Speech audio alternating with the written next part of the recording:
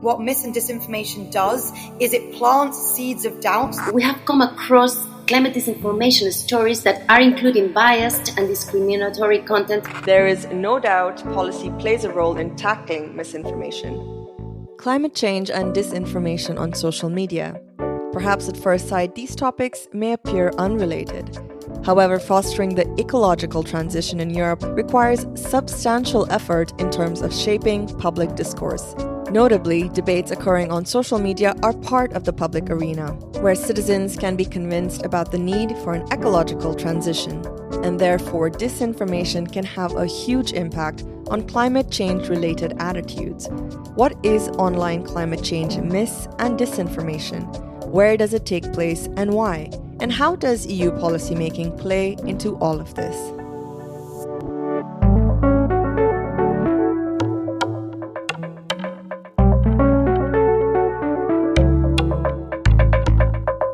Hi, my name is Gail Rego, and I'm your host for this episode of the Bold Europe podcast. In this episode, our guests explore the concerning rise of climate change disinformation on prominent social networks.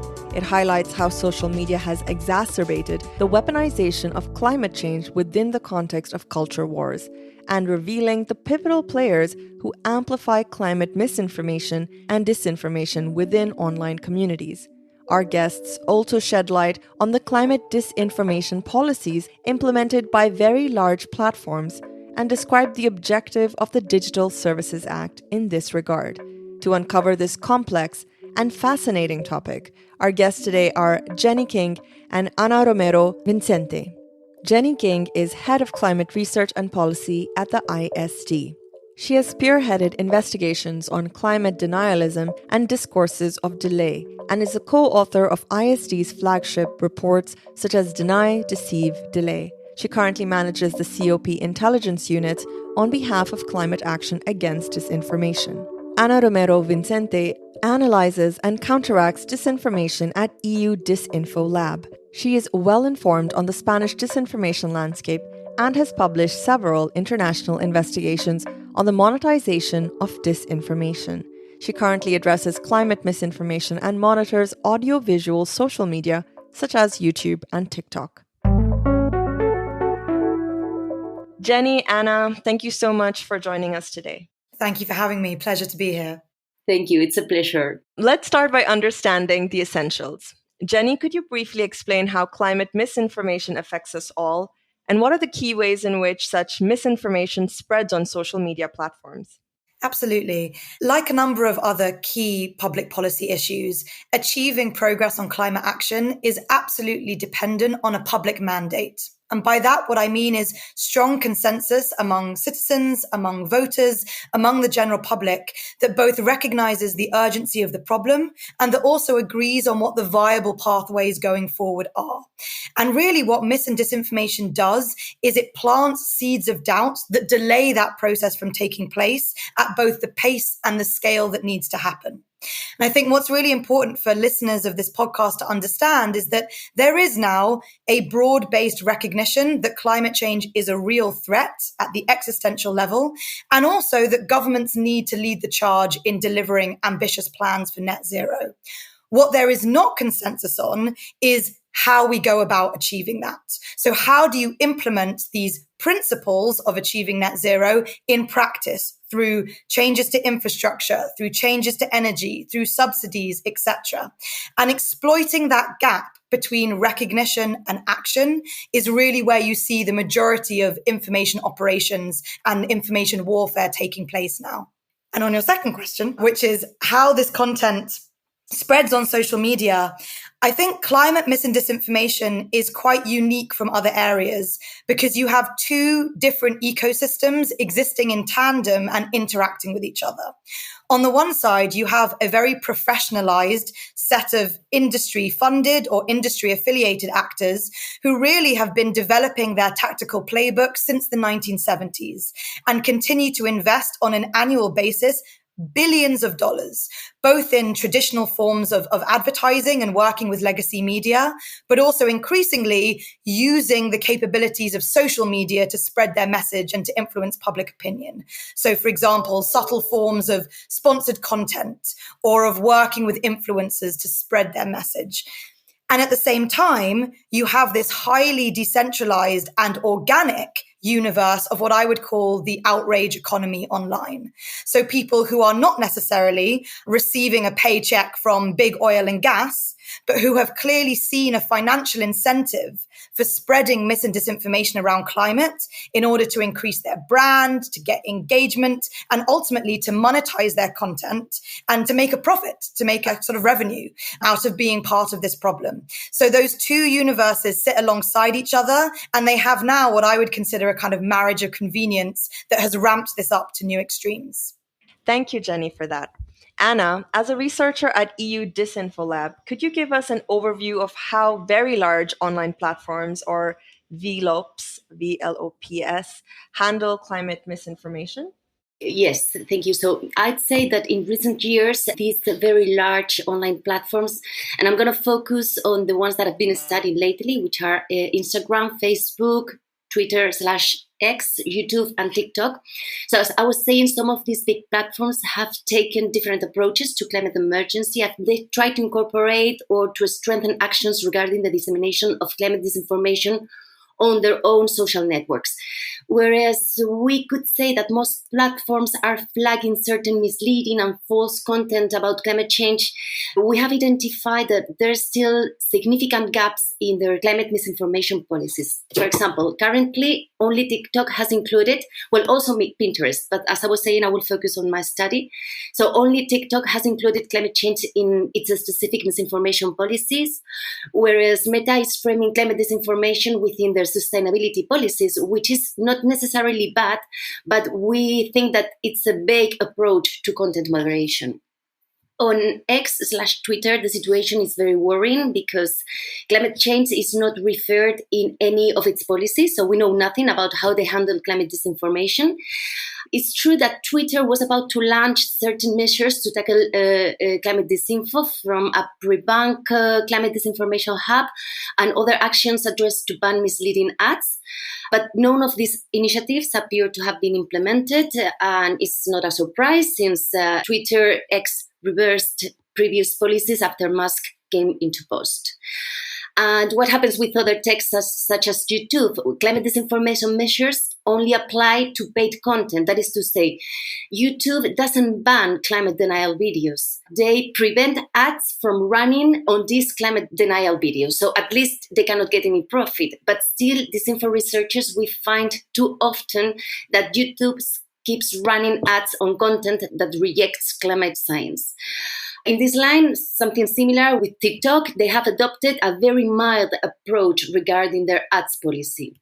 So at EU Disinfo Lab, we basically consider that platforms today should be challenged not only with determining and enforcing their approach when it comes to misleading or harmful organic content, but also with demonetizing and reducing the financial incentive for climate denialism. Unfortunately, climate misinformation is just one aspect of online content challenges. When we're talking about social media, we can also refer to hate speech and extremism. Anna, I'm curious to know how these existing issues intersect with the spread of climate misinformation on social media platforms. So I'll give a very simple and direct answer. I would say that misinformation, in this case, climate misinformation, and particularly disinformation, is fueling hate speech, and they even provoke sectarianist sentiments, while also favoring extreme and polarizing positions. Actually, I think it's a phenomenon that fits itself. To be more specific, first, I think we need to understand what hate speech is. I'll very briefly describe it. It's all forms of expressions which spread, incite, promote, or justify any type of hate based on intolerance and hostility. And in that sense, we have come across climate disinformation stories that are including biased and discriminatory content towards, for example, the scientists who support the climate consensus. Just to give one of the examples of how hate speech intersects with climate disinfo.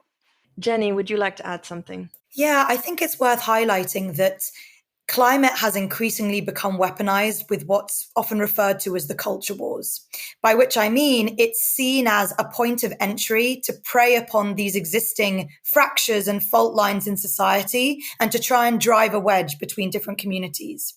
And what that means is that many of the accounts that are spreading the highest traction forms of mis and disinformation about climate are also engaged on other policy issues and often are touching upon forms of hate speech or conspiracist and extremist thought. So what we would consider to be some of the repeat offender accounts, the accounts that are most prolific, most active, and most successful, many of them have also spread Holocaust denial, or touched upon neo-Nazi sentiment, or very dangerous anti-Semitic conspiracy theories such as the New World Order and the Elders of Zion. So it's not necessarily that the climate content in and of itself is always hateful, but more it is increasingly coming alongside these other types of conversations that are othering specific communities or trying to point a finger of blame at a perceived us versus them. Thanks, Jennie. That brings us very cleanly to the next question, which is that climate change has become enmeshed in these so-called culture wars. Acceptance of scientific consensus is now seen as an alignment with liberal views, consistent with other cultural issues that divide the country. So it seems that it is no longer about facts, but about values. Would you agree with me? Let's start with you, Anna. So, Gail, I cannot be certain about it. I sincerely hope that it won't be the case. From what I've seen in the past with other topics such as feminism, which was also part of the cultural war, at least here in Spain, where I'm from, well, that was terrible. I myself remain positive that as a society, the climate change issue can still stay out of that cultural war.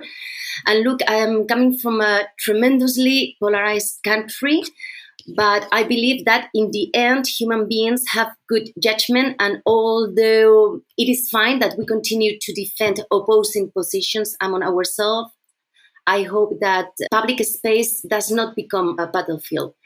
What I think would be good is for all of us to understand that behind this cultural war against climate change lies a very dishonest propaganda to achieve political ends. An optimist. What about you, Jennie? I would say that we have seen an evolution in the type of denialism that is really gaining traction in the public sphere. And I always think about it as the difference between don't trust the science versus don't trust the scientists. Now, that first column of content has been circulating really since we started to know about climate change at all, going back 50 years. And it's the kind of phrases like, climate data modeling isn't conclusive enough for us to plan net zero transitions, or the data isn't reliable enough for us to take these punitive actions. And that kind of content, I think, has slightly less cultural currency than it might have done even in the early 2000s, because actually there is such an enormous body of evidence now. And, 99% of the scientific community are in agreement about the reality of the problem, that it's much harder to make those kind of arguments. What is rising to the fore a lot more are phrases like climate change doesn't exist, and anyone who tells you that it does is a shill for the globalist cabal, or is acting on behalf of Bill Gates and George Soros, or is secretly in the pocket of the World Economic Forum and trying to strip you of your civil liberties. And that shift is incredibly concerning because it's much harder to rebut. With that first type of content, in theory, it hasn't necessarily been done very well in the past, but in theory, you can flood the zone with good information and you really improve and become more creative with public education, with outreach, with community engagement, until people understand the evidence that is available and how conclusive it is. But with that latter line of attack, once you've undermined trust in institutions, whether those institutions are academic or the media or policymakers or any experts, who then are meant to be your credible intermediaries? It makes it a lot more difficult to have a good faith public discussion about this issue and ultimately to try and implement ambitious solutions going forward. Before we move on with the interview, a brief recap on the DSA or Digital Services Act, which we mentioned a couple of times. The Digital Services Act forms a single set of rules that applies across the whole EU, defining the obligations of digital services like social networks, online marketplaces, or travel and accommodation platforms that act as intermediaries in their role of connecting consumers with goods, services, and content. The DSA aims at creating a safer digital space in which the fundamental rights of all users of digital services are protected. One of the explicit expected outcomes of the DSA, in the words of the European Commission, is to limit the circulation of disinformation. Hopes are high that the law will initiate a significant transformation in big tech. It aims to reduce surveillance advertising and manipulative practices on online platforms, combat online hate and disinformation, bolster user rights, and impose unprecedented accountability on online platforms. The DSA came into force as of late 2022. Given its relatively recent adoption, the effects of the DSA will need to be evaluated over the next few years to come. However, the adoption of the DSA represents another milestone in the context of EU-wide policymaking in the digital sector, just as the adoption of the EU General Data Protection Regulation did. So let's look at the future and talk about solutions. There is no doubt policy plays a role in tackling misinformation. What are some simple yet effective policy measures that the EU has or is considering to combat climate misinformation on social media? Anna, let's start with you. So, well, of course, the Digital Service Act that hold big online platforms accountable for spreading disinformation on many topics, climate change included, we hope. In fact, platforms' obligations, to list a few, and depending on their size, are content moderation, transparency of algorithms. They may receive sanctions if they don't comply with what this law establishes. But I would like to highlight something. I'd say that I don't know what, Jennie, you think about this, but I think that we should be patient. Although DSA came into force already some time ago, have become mandatory for many companies since last August 25, still think that social networks are not going to change so easily because it's not just them at corporate level. It also requires a profound cultural change, I'd say. At the end of the day, social platforms are a driver of communication, and to a certain extent, it might be understandable that technology platforms find it difficult to stop the catalyzation and spread of disinformation. What about you, Jennie? Ultimately, Anna is a lot more sort of in the weeds on things like the Digital Services Act, but I think the shift that the EU is really trying to mobilize through policy mechanisms like the Digital Services Act is moving away from social media platforms that are purely optimized for engagement and ultimately for profit, and that are driven by a business proposition, and thinking a lot more about safety by design, by which we mean the way that digital architecture can impact democratic processes and our ability to engage with key issues. So some of the provisions that are written into the DSA, but are also being considered in things like AI regulation, advertising standards, etc., are all really trying to think about how do we make sure that evidence-based information has more of a fighting chance in the public commons, that we can try and design and curate these shared platforms and these shared spaces to optimize for that as the best possible outcome, rather than just optimizing for people spending 12 hours a day doom scrolling through feeds that are not in fact informing them or telling them anything useful about the world, but in fact are increasing division and making it a lot harder for us to achieve progress on some of these critical areas. How would you like a response on climate issues to feature in the next phase of the DSA or the Digital Services Act implementation? Anna, go ahead. Yeah, I'm going to be very short because I think that we should focus on the present. Now it is about ensuring that platforms are complying with the policy and that it is ensured a safe and accountable online environment. So make sure that digital platforms are not anymore misused to subvert science or undermining climate action. Jennie. What's important as we go into this first phase of implementation for the Digital Services Act is how climate should be considered as a distinct vector of harm alongside all of these other key issues. We are not saying that climate mis and disinformation requires the same type of response as terrorist recruitment, for example, or mobilization to violence. But each of those requires its own nuanced response. And the fundamental principle underneath all of them is transparency and accountability. And one thing that we'd really like to see is far greater provision of data to vetted third-party researchers, academic institutions, policymakers, regulators, so they can actually understand the nature of some of these harms across social media. At the moment, the reality is these platforms are completely opaque. We are completely reliant on voluntary disclosures, in ways that make it very difficult to understand the dynamics of public discourse and why certain harms seem to be getting worse and why they are producing such dangerous outcomes.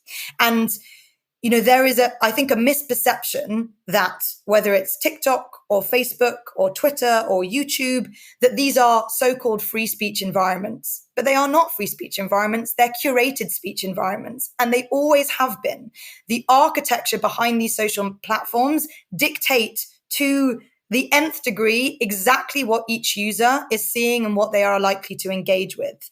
And understanding the decision-making processes and, as I said earlier, how they can be optimized for safety rather than division is going to be an essential step in making sure that the DSA delivers on its ultimate values and ambition. Where are platforms' terms and services currently falling short? And isn't there a freedom of speech issue at play? You touched upon this, Jennie. Anything you'd like to add? The problem to date has been that platforms want to implement policies that they can announce and that make them seem proactive without really tackling or having a sober conversation about the root causes of the problem. So to take one example, Meta made a big splash about its Climate Science Center, which is meant to be a verified hub for information that users can turn to understand fact-based information coming from sources like the UN. Now, in and of itself, we have no issue with that as a program of work. It's obviously great for them to provide additional resources. But what it's not confronting is the fact that mis and disinformation still massively outperforms that verified content on a daily basis. And it therefore makes those efforts a little bit moot and more of paying lip service to the idea of action rather than really dealing with some of these architectural problems. Another major issue, to take TikTok for an example, is that they went for a very punitive and very harsh content moderation approach, whereby they said, if you are spreading climate denial, in theory, we are going to remove that content entirely.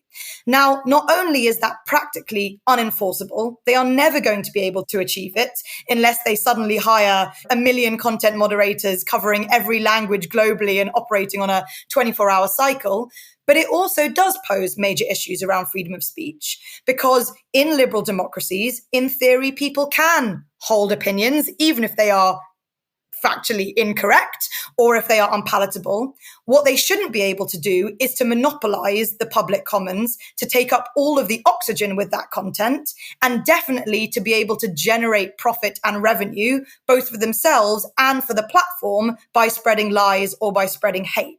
So we are very nervous about approaches that go all in on content moderation, both because they are impractical, but also because they miss the bigger picture, which is about who is making money off this kind of content, what are the incentives for spreading it, and how can we confront that problem and make sure that that proposition is mitigated in the years ahead.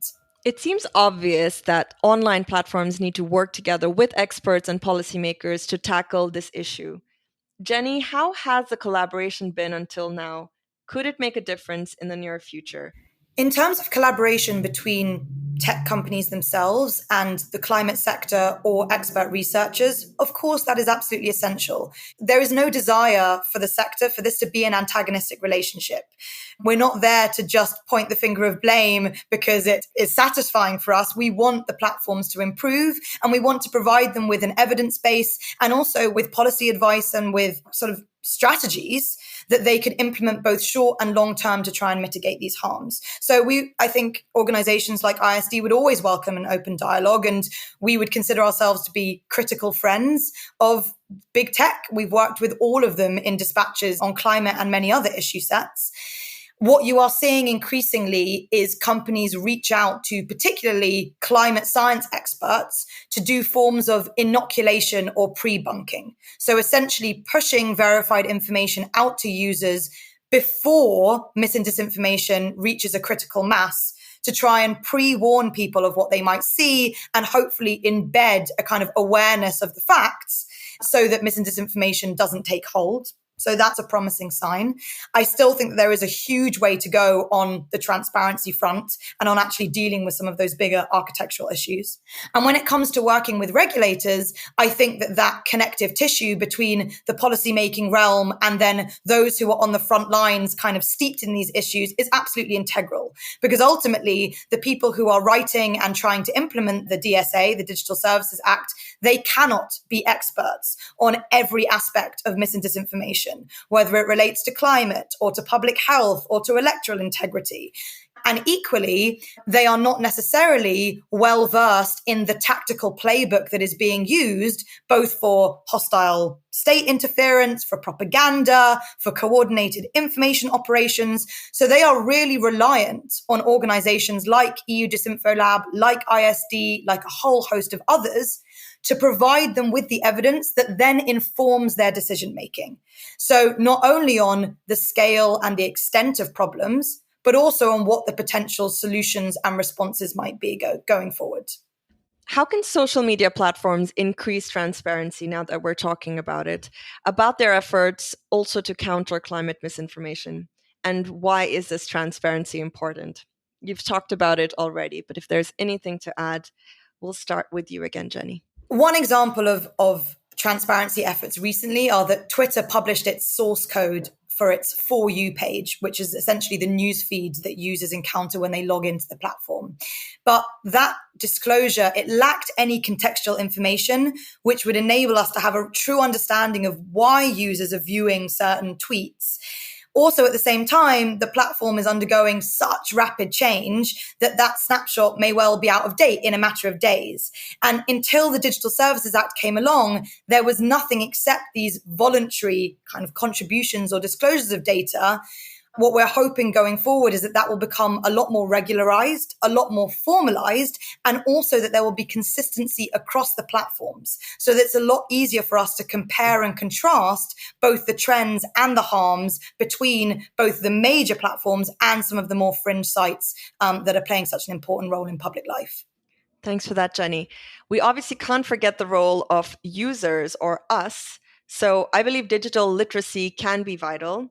Anna and Jennie, what strategies can be employed to enhance our ability, or the user's ability, to discern reliable climate information from misinformation? And what about content creators and influencers and how much they are used these days also to spread misinformation? Let's start with you, Anna. I think that, of course, fostering media literacy seems like a necessary action commitment, but allow me to stress what I think is not working well from the kind of educating point of view. We see daily that climate change is defined by bad actors as ecofascism, ecological spam, to mention some terms. And I observe how these terms become popular not only in social networks, but also in mainstream media, because at the end of the day, it provides them with content. So the media is favoring these controversies and even multiplies them.